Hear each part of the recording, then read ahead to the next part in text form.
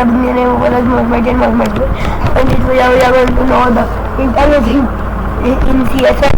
So as you can see, the image is looking like this. If I add a filter and add a blur 20 pixels, so the picture will be blurred. Like 2 pixels, so picture will be blurred for 2 pixels. And then if I write a contrast of like 10%, so the image will be gray.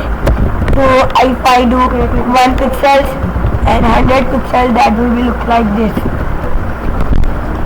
And after doing contrast, we will know the other one.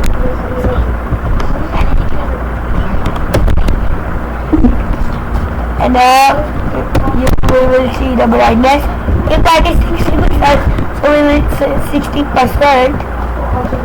Save it, and there we go the contrast.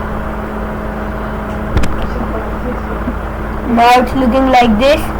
Now what I will do, there is brightness and that's a filter again, and there will be the scale rotate of 20%.